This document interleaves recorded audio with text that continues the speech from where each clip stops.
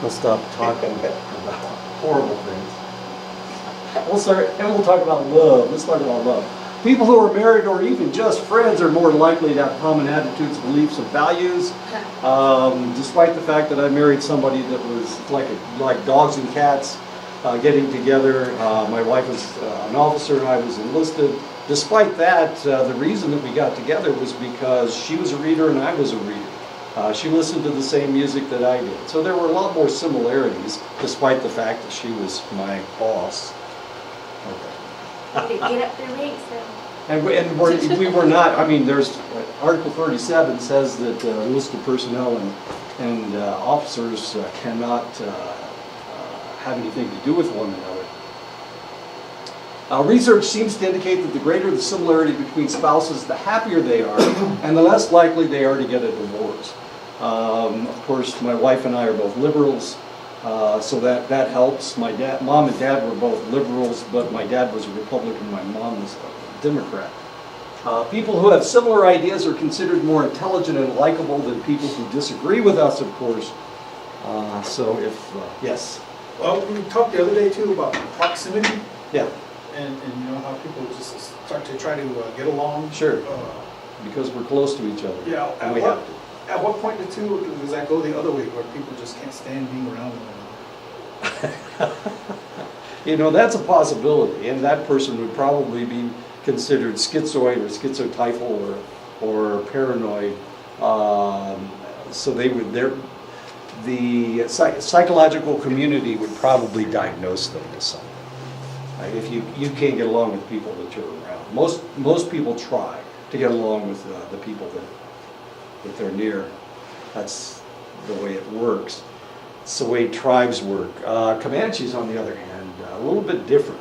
I don't know if you've ever been around the Comanches, but they live with each other, but they live in groups. So this group will live here, and this group will live here, and this group will live here. Especially before they assimilated, these individuals there would be a select individual that would live over here, and that was Quanah Parker. I don't know if you know anything about Quanah Parker, but he always lived away from everybody else. But he was considered different because his mother was white, Parker, and her last name was Parker, and that's why he has that name. But he used to live away from everybody else. And people thought because of that, he had strong medicine. And because he had strong medicine, he had 4 wives. And because he had, so, I mean, the whole thing. And so he became a leader because he was considered different and strong and powerful because of his medicine. And he was an amazing strategist. So it was kind of an interesting situation. So their leaders live away from everybody else. Everybody else lives in a pile, and then your leader will live over here because his medicine is so strong, he has to stay away from people. As curious as that is. Anyway, that's the way it works with the Comanche.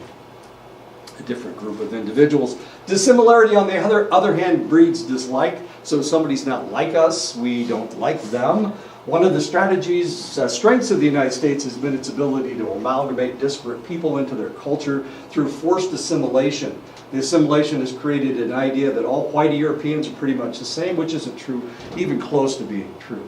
The reality is that all groups except for the English have been denigrated at one point or another in U.S. history by one generation or another, and only through discarding differences and accepting the melting pot have people gone from hated status to accepted status. I think I mentioned Italians last time, Polish, the Bohemians, the Dutch, the Germans. I mean, we've denigrated all of these select groups from time to time. The Irish, of course, were a hated group until the 20th century. Italians were hated until until right after World War II. There were negative names that we had for all of these people. When I was growing up, people used to tell Polish jokes, which are extremely insulting to people who are Polish. My sister's married to an individual who's Polish. Their last name is Novak. They're really nice people, but they're the idea that Polish people drink a lot is true as far as select individuals were concerned. But luckily, my sister was able to keep my brother-in-law from turning into a drunk. Like his sisters, he has two sisters, both of them died of alcoholism. His father died of alcoholism. And of course, so, you know, there are stereotypes about select individuals. Most of them are negative. Of course, we're still fighting with the stereotype, dealing with African Americans in the United States. There's a stereotype about American Indians in the United States.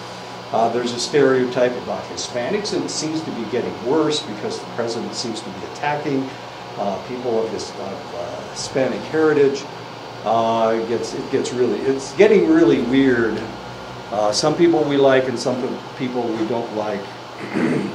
But the reality is, of course, you can go from hated status to accepted status if we accept this concept of the melting pot. The reality is there is no melting pot in the United States. There never has been a melting pot in the United States. Different cultures have either discarded their culture or they have held on to their culture, and so they achieve hated status for an extended length of time because they adhered to their culture. This is one of the problems that, well, it's not a problem. One of the things that's going on in the United States is that most people in the United States do not recognize that you guys still exist. They don't think you do. And if they do think of you at all, they think that you still live in teepees and whatnot, which is stupid. They called them hogans huts one time. Huts. This was just this past winter. Somebody on the news said that. They're like, this is all this bad weather. Like when that really big snowstorm hit, and they're talking about the reservation, about the Navajo reservation. Yeah. He goes, and this might be trouble for the Navajos on the reservation with their huts and homes, and everyone's like, What? huts? And I'm like, you're the news, you're supposed to get every detail. At least Oh, say, great. hold on. I live in a hut. It's a duplex hut, but it's still a hut. Okay. They showed something, I'm like, Was it a hogan? it's not a hogan, but I mean, like, You know there's two different types. I know there's two different Males types, and females. Okay. but this one wasn't like, I know it wasn't ours, so Okay. I don't know what they used. Probably somebody lives on another reservation. Google images. When people are dissimilar, does it create an air of titillating danger? Research seems to show that when people are attracted to an opposite, the opposite is more likely to be an ideal of the other individual. And this is, of course, what happened with me and my wife. She was an opposite of me. She was somebody that it was against the law for me to have anything to do with. But of course, there were a lot more similarities between the two of us than there were dissimilarities, despite the fact that she was in a different part of the military than I was. So while good girls may be drawn to bad boys, it may be more of a desire for a good girl to be bad and the bad boy to be good. The end of Greece is true, where the boy tries to be good so that he can deserve the female tries to be bad so that she can deserve the male, and as it turns out, everybody turns out into a good person, I guess. I don't know, Greece is kind of a funny movie. You wonder what happened to old Johnny Zuko and his new significant other. So the question is, do opposites attract? And the reality is that we are not attracted to people who are so completely different from us. When I was in the military, of course it was during Vietnam, there were a lot of people coming back with Thai wives, with Filipino wives, with Vietnamese wives, strangely enough. A lot of these relationships didn't last for very long. And the reason they didn't last for very long is because the attraction had to do with where they were before. Once they came to the United States, all bets were off. Proximity? I'm sorry? Proximity. Yeah, it was proximity. It was the fact that, yeah, you know, you're a boy, I'm a girl, and we're in the same situation, so, you know, let's get together, that kind of a situation.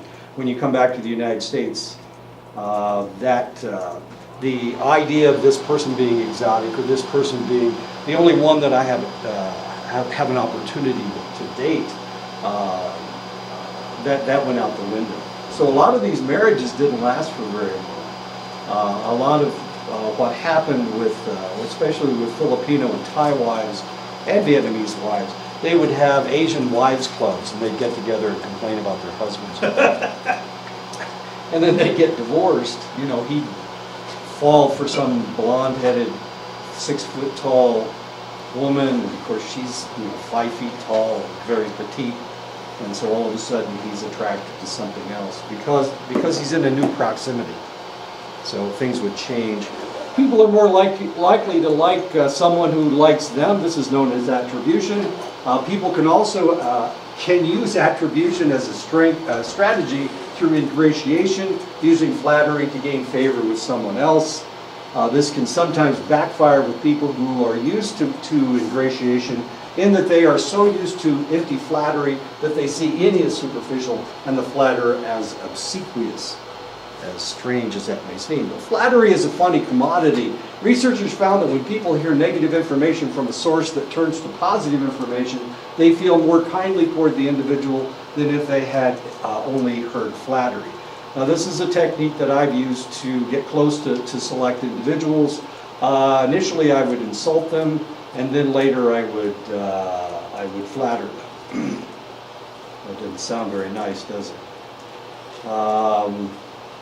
You can use this with very attractive women. Very attractive women are used to guys hitting on them. So if you ignore them in the beginning, they don't understand what's happening. So you kind of insult them, and you go along until they're really confused. And at that stage, then you flatter them. Then you start flattering them, or being nice to them, nicer to them. They're just not used to that kind of stuff. It works. Write that down. This is It really information that's only supposed to be shared between men. You're breaking some rules I here. know I am breaking a lot of rules. I don't know if anybody else uses that technique or not. Some people are so attractive that they blind you with the first time you see them. And those are the ones you need to insult in the beginning. They're used to being hit on. It's the same way with rich people. Rich people are used to everybody being nice to them. Or they get fired, that kind of stuff. So what you need to do with rich people is just treat them like either like equals or subordinates. And it confuses them. They consider you being very honest with them, because they don't really like themselves anyway. It gets really kind of weird. Of course, this doesn't happen with Trump. Trump has been rich for such a long time that he's used to everybody It's not normal. kissing, wait a minute, being nice to him. He's not mentally right. He's not, there's something going on. It's really fascinating. Constant approval tends to lose its value, of course. This may be why honesty between spouses tends to lead to a longer lasting marriage. In other words, when you get up in the morning, your hair is a mess and you're ugly, that kind of thing. Nobody's going to say that, are they? Anyway, honesty between the two. My wife, when she cooks food that tastes like crap, I tell her that I don't like it, it tastes like crap. Otherwise, she'll cook it again. I know. We've gotten to the point where I cook for myself pretty much. She's figured It that depends on how you're honest, too.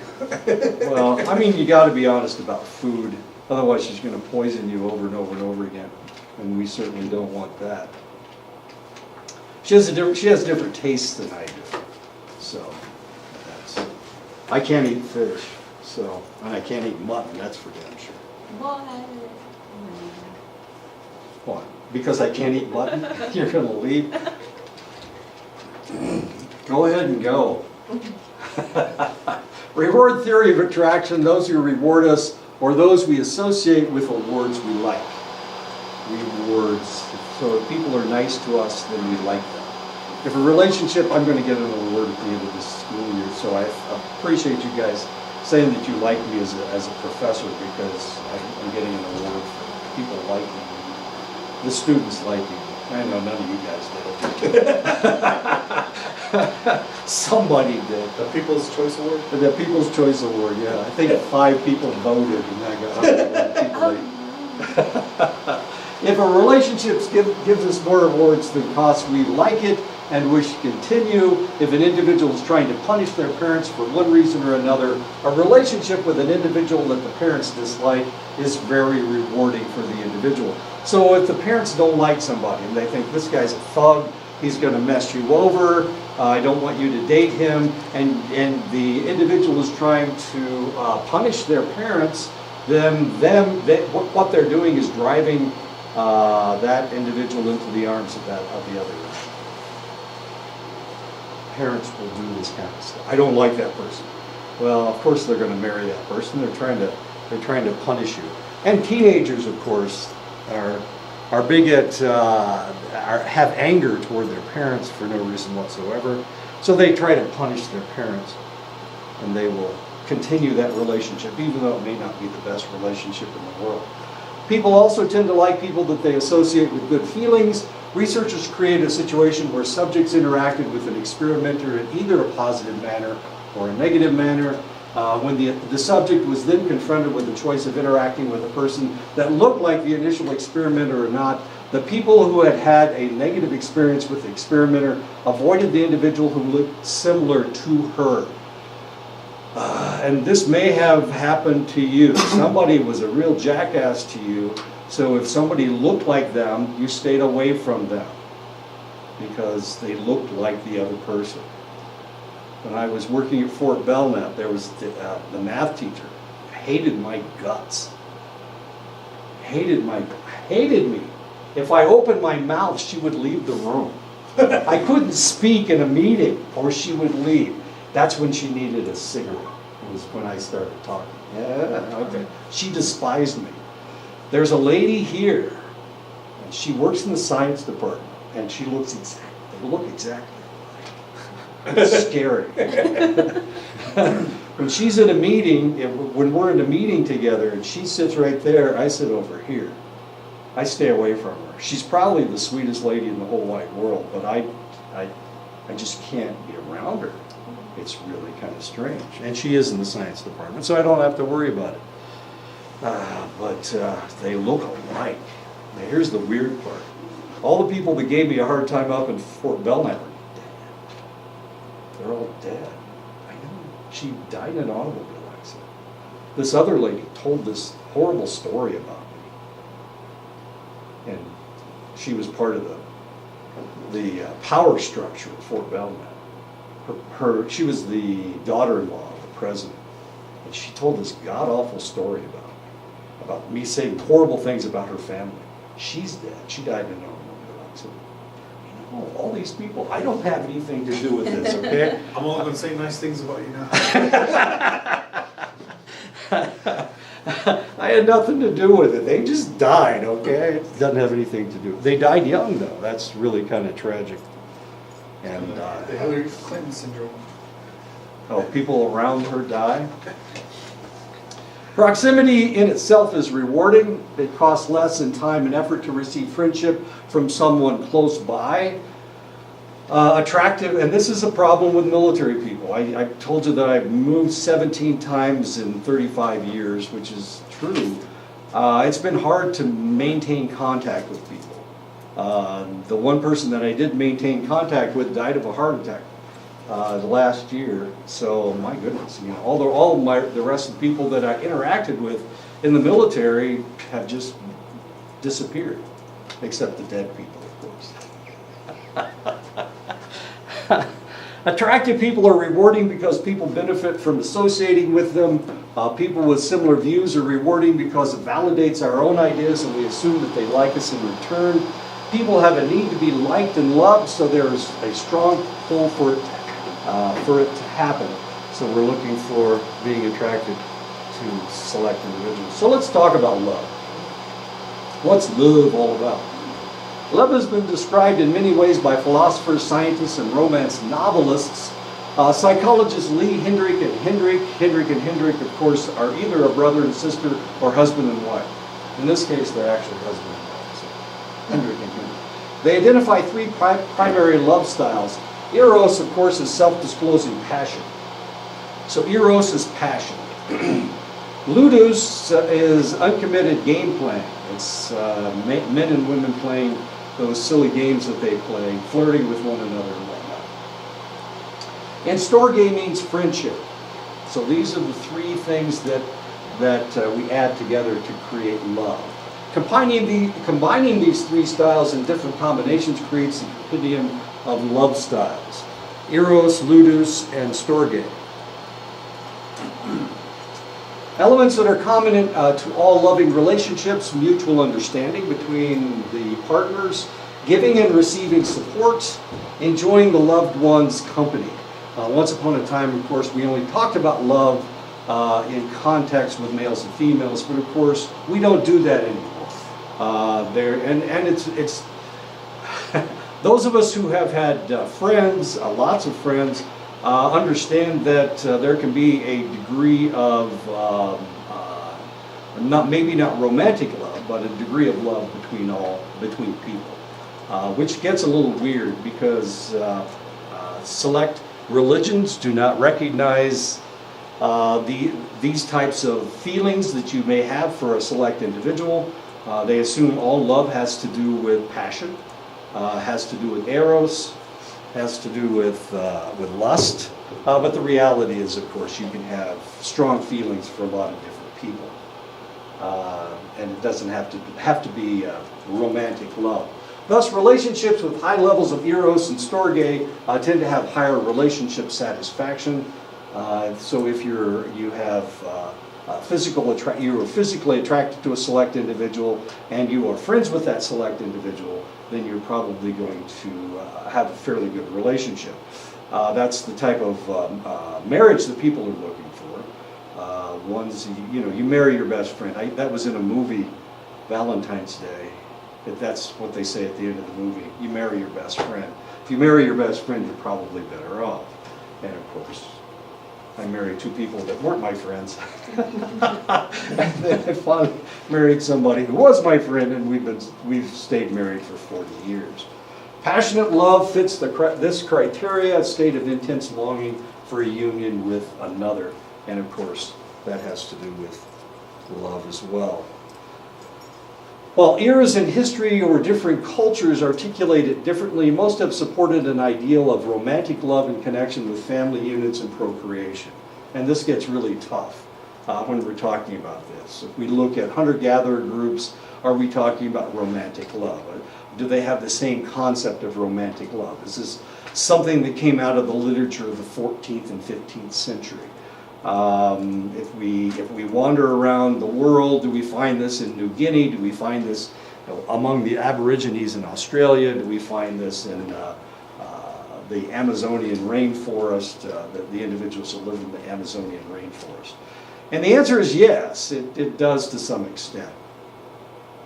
Research shows that while women are more likely to articulate the state of being in love, men react in a similar manner, though their recovery seems to be slower, and they are less likely to want to break off a premarital romance. The reality is that men and women like to be in love.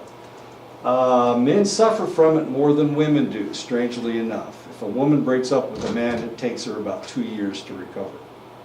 If a woman and a man break up, it takes the man about 2.5 years to recover.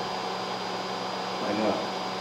So we think of men as, bouncing from bed to bed, but the reality is men suffer. They suffer from a loss of a relationship even worse than women do, as strange as that may seem. Think about this. That makes sense. Who commits suicide more frequently? Lovers leave. Who does this? Yeah, men kill themselves over relationships. Women rarely do. They complain about it a lot, as well they should, but they don't off themselves. That's another word for fun. It makes sense because I think culturally men have a harder time being emotional and getting attached. Sure. So then when they break up, they're not used to it. Exactly. It's harder for them. That's an excellent point. You're quite correct. Yeah. So when men give themselves to a relationship and then it doesn't work out, they suffer because they have had to have changed their personality in order to have bought into the relationship. Women tend to focus on intimacy while men focus on the playful physical aspect. of the relationship, which is really weird because my wife's up in Iowa. Actually, she's in Florida right now, but I call her on the telephone, and of course I want to be playful and whatnot. I want her to flirt with me, but she doesn't. She can't. I mean, because it doesn't work that way. She can only be intimate when both of us are together. So here I'm trying to get her to flirt with me over the telephone, and it ain't working. It's just not working. So she wants to argue about the dogs, and I want her to be a little bit more playful, which doesn't happen at all. We'll see what happens. I'm going to see her on the 3rd of May, so we'll see what happens.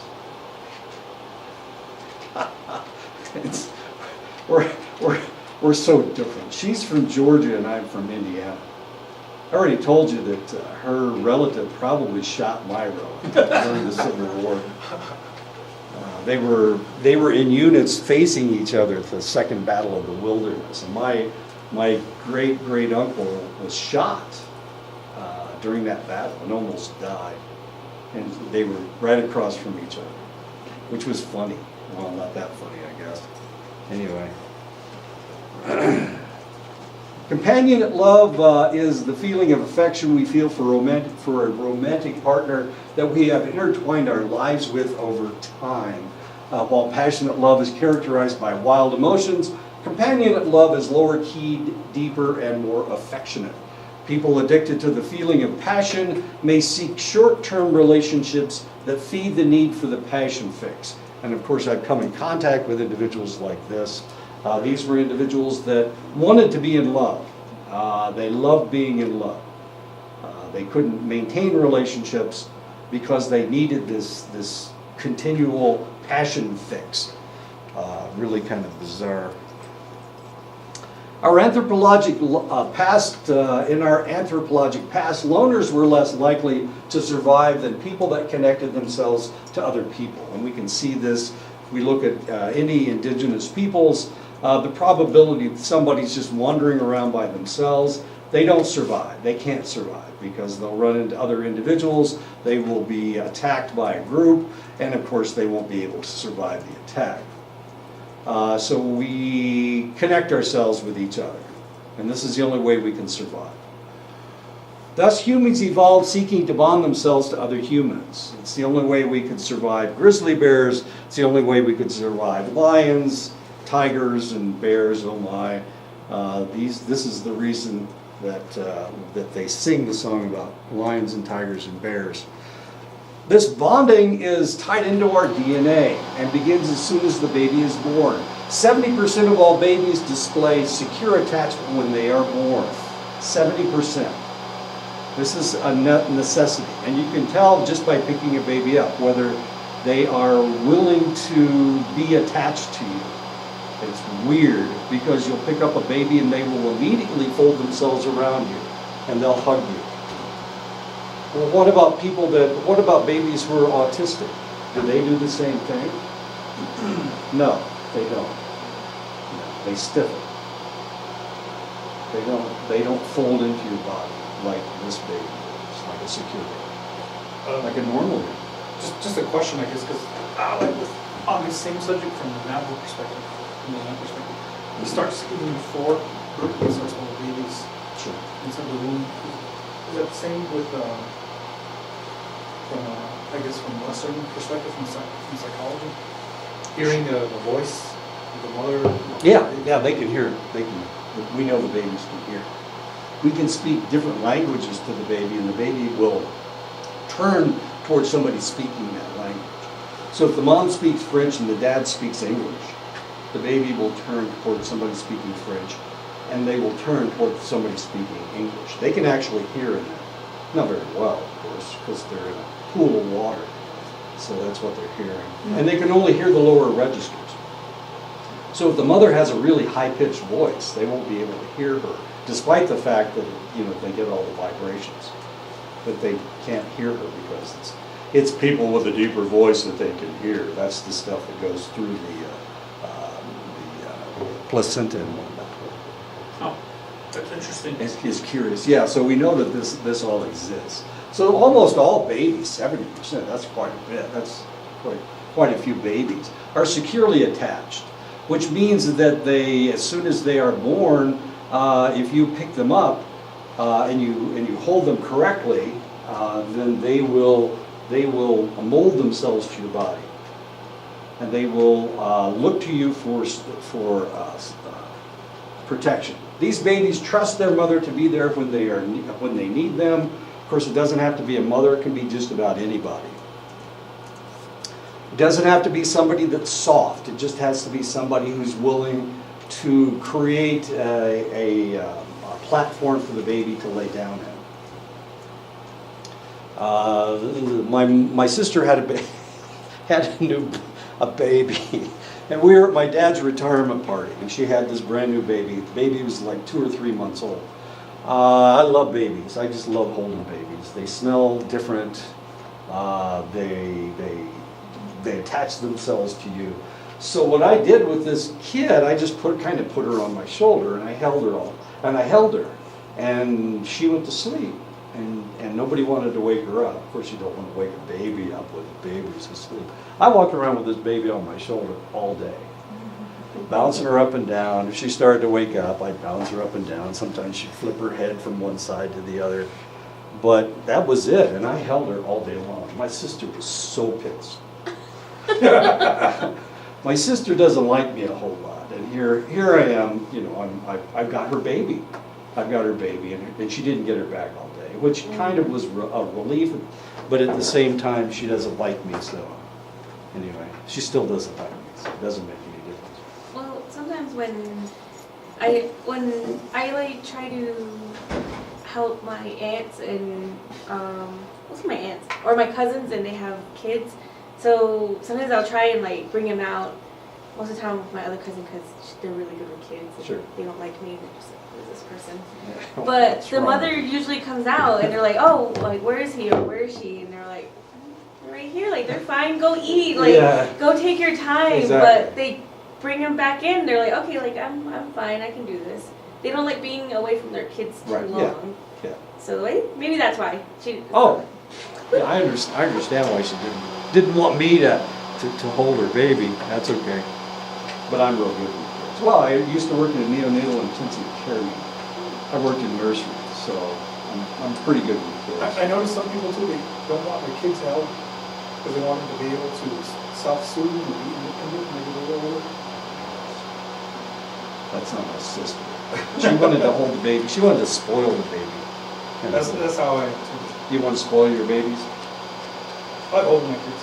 Yeah, I like holding kids as well. There's something about my voice when I was in the nursery. The babies would stop crying to listen to what I had to say. And of course, I would talk the whole time I was in there. Sometimes I was trying to flirt with the nurses, never worked.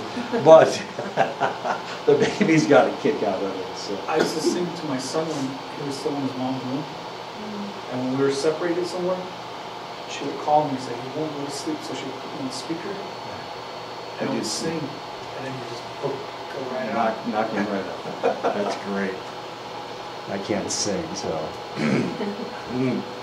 Adults who were secure as babies tend to have secure, loving relationships. They find it easy to get close to others, and they don't fret about getting too dependent or being abandoned. They tend to enjoy sexuality within the context of a continuing relationship. Remember, this is 70% of all children.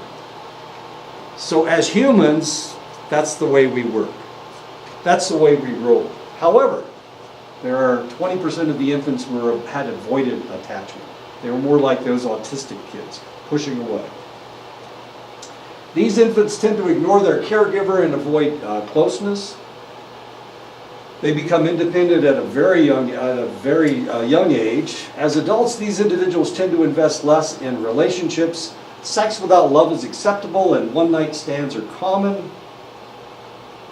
They find relationships either scary or unnecessary. A lot of times they're very attractive, and therefore they can bounce from one relationship to the next. You don't want to get involved with one of these individuals. Sometimes they're borderline. Sometimes they have antisocial personality disorder. These are the ones that have avoidant attachment. So 20% of the population, you got to stay away from these people. It happens all the time. Somebody who has secure attachment, of course they're attracted to people with secure attachment because they can manipulate them. But 70% of people have secure attachment, and now they become the fodder for the avoidant attachment people, who are very charming individuals, have borderline or antisocial personality disorder. Could somebody who's a premature fall underneath that? Well, usually, the truth is that if you have secure attachment, it's in your DNA. It's right there. If the baby wasn't held as a child, as a premature child, then potentially yes. We certainly don't do that anymore. We haven't done that since before the 80s. In the 80s, we realized that we were marking this child for life. So if somebody was premature before the 1980s, it's possible that they weren't touched very much, that people didn't try to hold them. Even premature babies are held today. They're touched by their parents. There's usually somebody with their hand on the baby to give them secure attachment. I guess if the baby was really serious, it was really serious, and they couldn't make contact with the baby, then that's a possibility. But now we don't do that anymore. Having worked in those environments, I can tell you that there's as much stimulation. The baby has as much stimulation as possible. The less stimulation they get, the more likely that they won't survive. So we try to give them as much human interaction as possible. And if that just means putting your hand on the baby, putting your hand on the baby's stomach, trying to, of course the baby's in that really strange dry environment, so what people will do is they'll put their hand on their stomach, or put their hand on their back, put their hand on their butt, something where they can mold their hand to the baby's. Yeah, the reason why I asked is because you mentioned something about disorder. Yeah. Wait until we get to the next one. 10% of infants are insecurely attached. These infants are clingy with their parents most of the time, but seem to punish their mother for being gone when their mother returns. As adults, they become anxious, ambivalent, fluctuating between hostility and indifference in a relationship. This is borderline personality disorder. Is that when the mother leaves, they'll cry, and when the mother comes back, they'll get mad? They get mad at them and hit them, or they'll just, it's ugly stuff. They tend to treat their significant others as they did their mothers, possessive and jealous. They tend to be overly emotional and may break up repeatedly with the same individual as punishment. They will threaten suicide, and this is relatively common. These are the insecurely attached infants, and these are the ones that don't want to hug you. These are the ones that will reject you, and then when you put them down, they start crying for you to pick them up.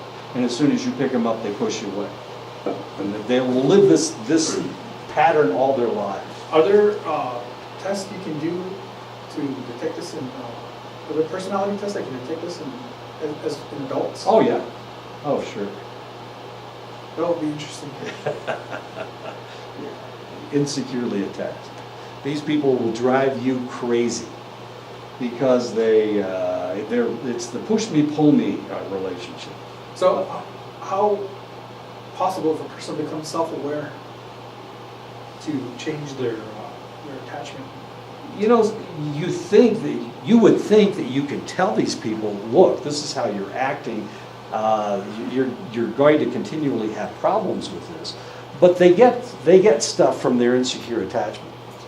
People will give them things just to make them happy. This is the push me pull me situation. So if they're pushing you away and you give them a present, then potentially they will be nice to you. So and this is what was going on with my first wife.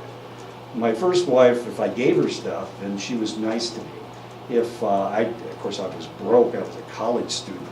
But if I didn't give her anything, then she's constantly pushing me away. The only time that she wanted to be close to me was either when I gave her something or when I threatened to leave her. Then she would decide that she wanted to be close to me. But then at the same time, I've got kids. And of course, I wanted my children. So it wasn't a situation where I could just, discard her because she would take the kids. So I had to wait until she was in a situation where she didn't want the kids anymore. Huh. And as it turned out, as soon as she got a boyfriend, she didn't really want to be bothered with the children. So, yeah, I was lucky. Lucky. I spent 4.5 years with this crazy lady. You just helped me understand my ex. So the problem is and these are very attractive people too, and they make themselves attractive. They will, as long as you pretend that you don't want to have anything to do with them, they're very clingy. So you think that this is passion, this is a loving relationship, but as soon as you get married, all of a sudden they start pushing you away. The closer you get to them, the more they push you away. The farther away you get from them, the more they try to cling to you, as ugly as that is. Most relationships cannot survive unless there is as much give as there is take. And this is the essence of a relationship, give and take. This is known as equity, principle of attraction. Everyone should be getting out of a relationship what they are putting into it. When there is an inequity in a relationship, or at least feelings of such, the loser will keep adding to the debt of the other until the relationship ends, when the straw breaks the camel's back. And of course, it doesn't take much to find that straw. Relationships. And of course, we live in a world where we have instant connection with other individuals, especially on the internet. As much fun as all that is. Okay, wait a minute. Chapter 11. I know I'm way behind. Altruism, helping others. Yeah, let's help others. This is fun.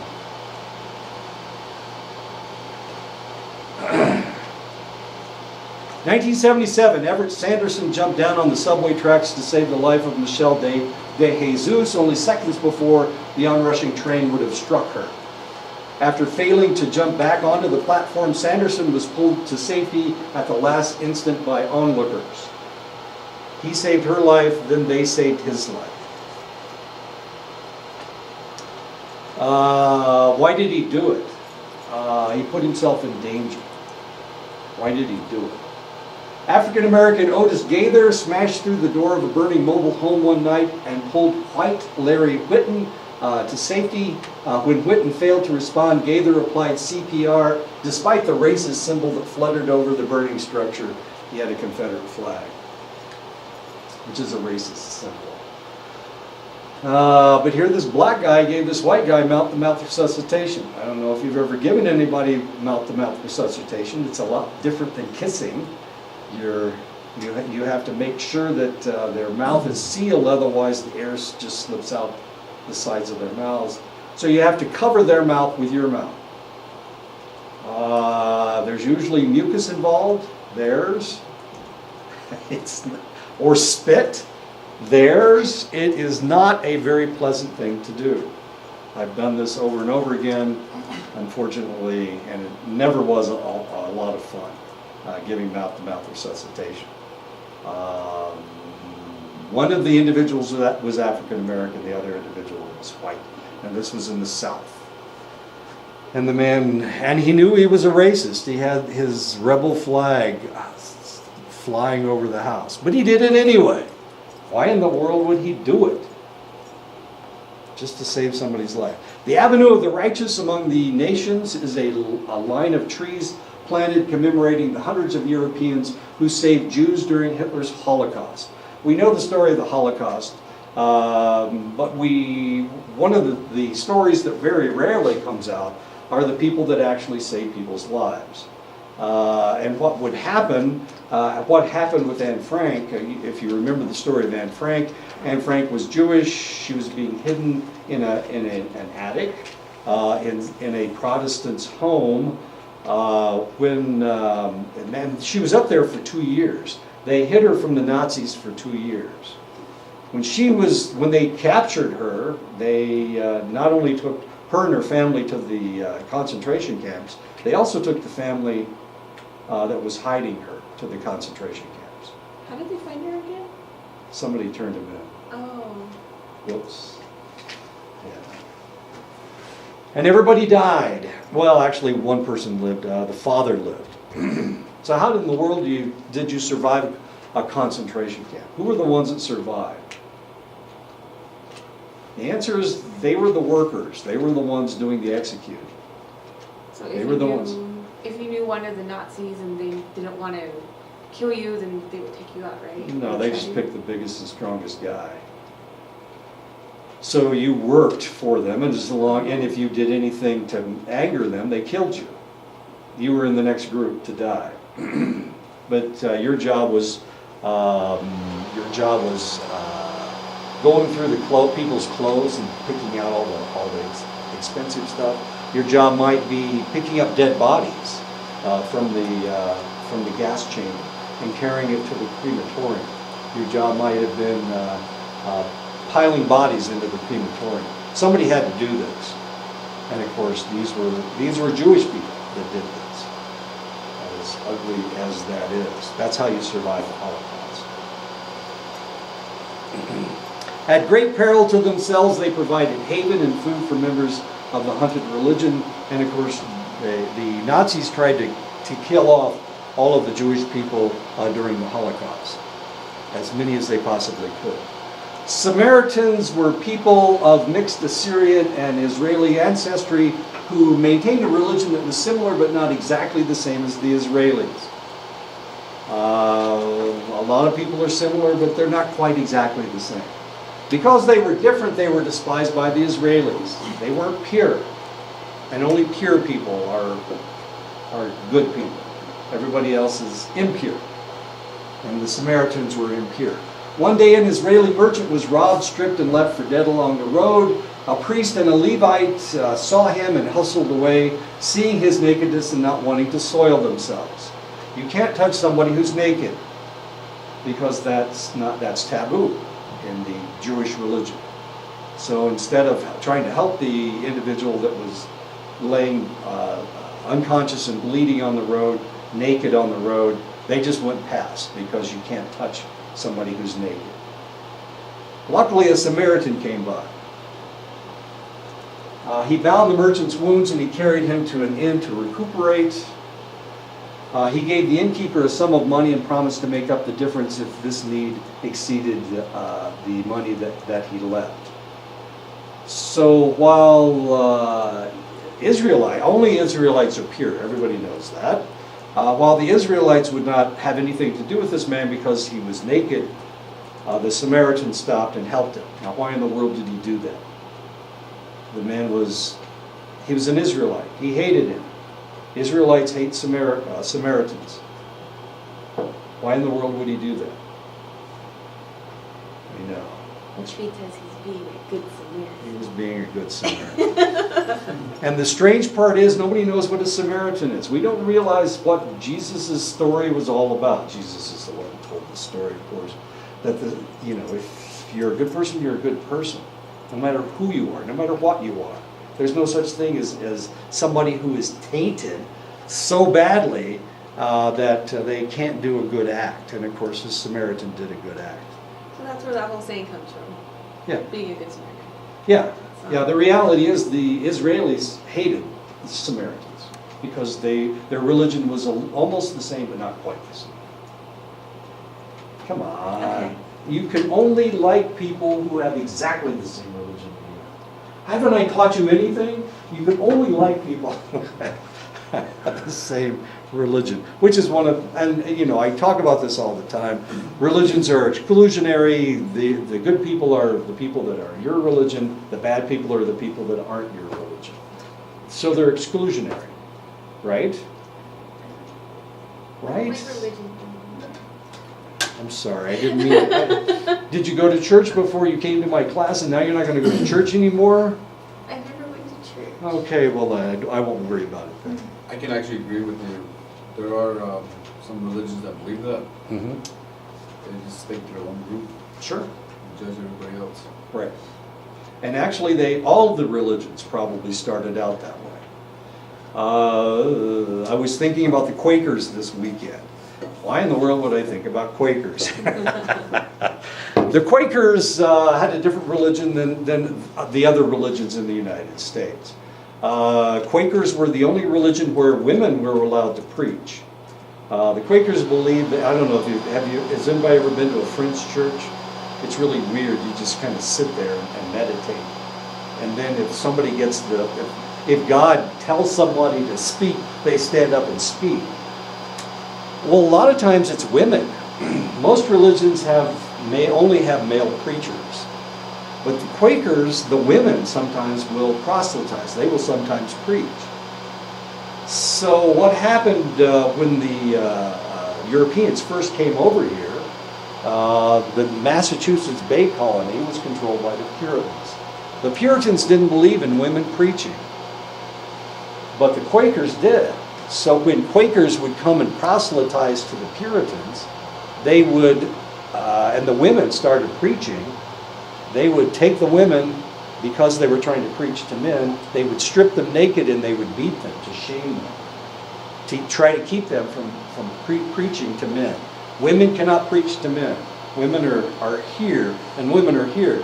Our men are here as far as Puritans are concerned. So they would strip the women naked and they would whip them to stop them from preaching to them. As stupid as that sounds. And this was going on for hundreds of years in Massachusetts and Rhode Island, and yada, yada, yada. So the Quakers kind of stayed away from the Puritans. Well, they didn't, unfortunately, and they were beating them. They were whipping, stripping the women naked. They didn't do that to the men, because I don't know if that would shame the men or not. They were trying to shame them into stopping, and it didn't work. Why are we talking about that? We're talking about this because we were talking about religions being exclusionary. That's what we were talking about. Right. And I gave the example of the Samaritan. Okay. Altruism is the act of concern and helping of someone else with an expectation of gaining anything in return. A lot of religions are exclusionary. The Mormon Church is exclusionary. The Jewish people think that they are the chosen people. Well, if they're the chosen people, what does that make everybody else? You guys think that you're the children of the holy people. What does that make all other Indians? Oh, there's a controversy with that too. You're what? How so if you're saying that you're Diné, so you're Child of the holy. Yeah, that means anybody could be. So the whole Me? Yeah. So the reason. Hell. So the reason it's a controversy is because that a lot of people are trying to do this whole thing. They're trying to change Navajo Nation into Diné Nation. But if they do that, then that means people can just come in and claim that they're Diné, and apparently people don't want that. I'm like, okay, I don't really see the problem. So that's the controversy. You're either Navajo or you're Diné, apparently. Either Navajo or Diné? Yeah, they're one and the same. And apparently there's a huge difference. This is confusing. Yeah. Should I worry about it? I don't Are they suddenly going to shoot me in my hogan? Because I'm wrong? I love everybody. Is that okay? Yeah. I can do that, right? Love everybody? Everybody. Every damn single human. I can do that because I don't have a religion. And my religion doesn't tell me I have to hate this person. Just like the Israelis. They had a taboo. They couldn't touch a naked person. So they just let the men die. They would have let the men die. Samaritans didn't have the same strictures. They didn't have the same taboos. Okay. What are we talking about? I don't know. Fort Belknap Reservation. The Catholic Church came to the Fort Belknap Reservation. They opened up boarding schools. They opened up a boarding school over on one end. The kids that went to that school were called saints. The people that didn't go to that school, they went to the government boarding school at the other end of the reservation, were called sinners. So the Catholic Church taught the kids that the only good people on the reservation were the ones who were going to the Catholic Church. My God! So some religions teach you, well, it's the, who are those people? Jehovah's Witnesses teach you unless you're a member of the Jehovah's Witness church, you're not going to go to heaven. There's only one way to go to heaven, and that is to follow a select religion. And if you follow that religion and do everything they tell you, then you get to go to heaven. Everybody else goes to hell. Isn't that the way it works? They're exclusionary.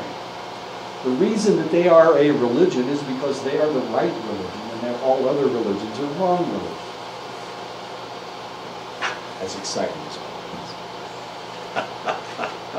So altruism is the active concern in helping of someone else with no expectation of gaining anything in return. Why people help has been the subject of much research.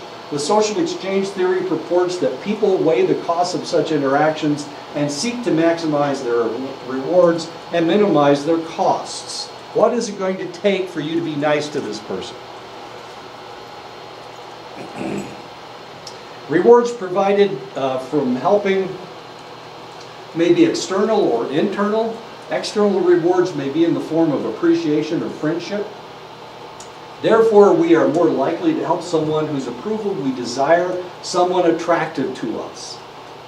Internal rewards include increased feelings of self-worth, but it also includes reducing the feeling of distress that one might feel caused by the empathy for someone else's pain. So if I see somebody else in pain and I don't help, I feel bad because I didn't help. Does that make sense? I didn't do anything. I didn't stop. I was told when I first got here not to pick up any hitchhikers. Up north, you pick up everybody because it's cold up there and they'll freeze to death. But here, I was told not to pick anybody up. Not whether they're waving a $20 bill or not, don't pick them up.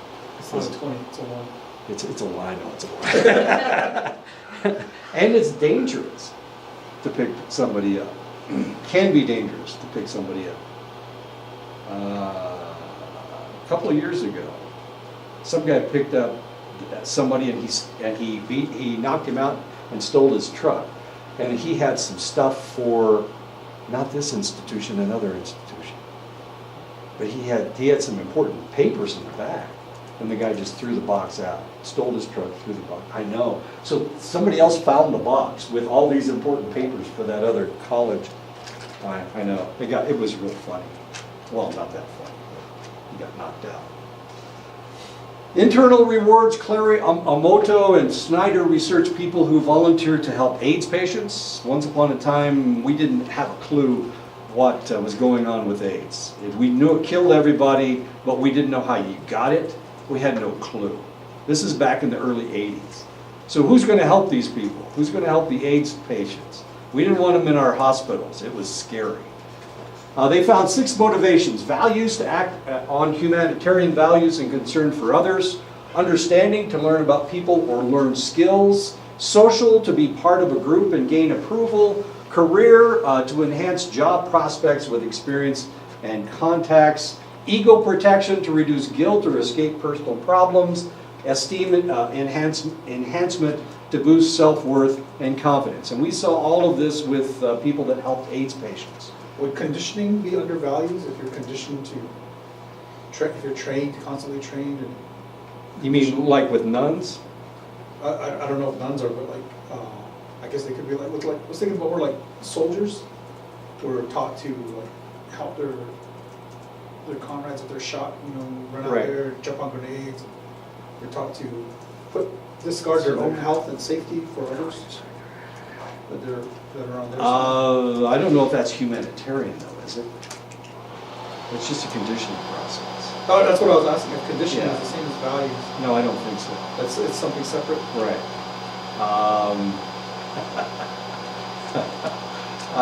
I was a medic. Medics, the dumbest job in the whole wide world, because if somebody gets shot, you have to help them. Well, it's kind of hard to help them while hiding.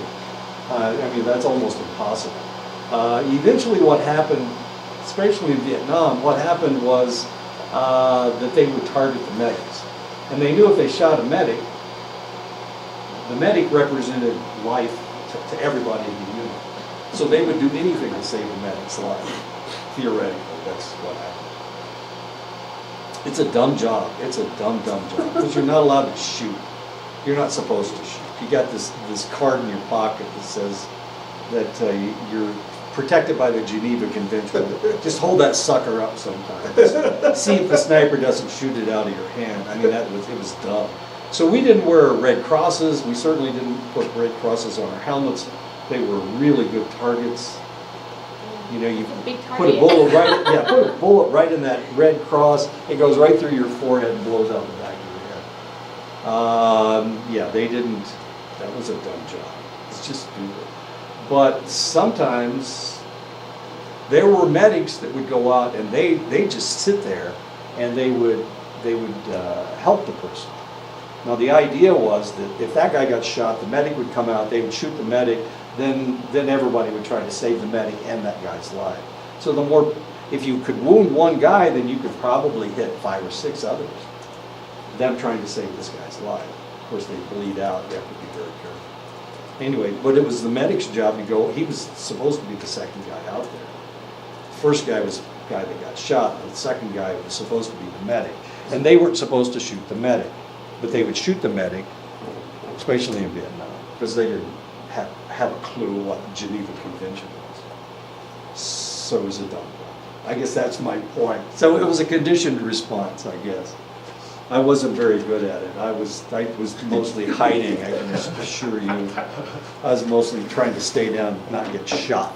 Because my uniform looked just like everybody else's uniform, except I had a medical pack that, was a shoulder thing. It just hung out. I didn't have to carry a pack.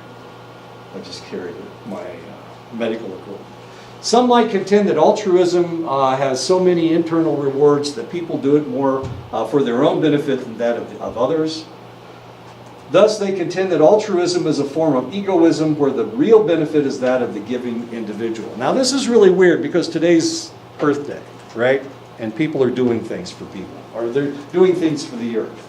So are they doing it for themselves, or are they doing it for the Earth? That's the question. According to these people, they're doing it for themselves to make themselves feel better. Okay, that's why they're doing it. Damn it, they don't really care about the Earth. Today they're going to recycle, and tomorrow they're just going to throw that shit out on the road.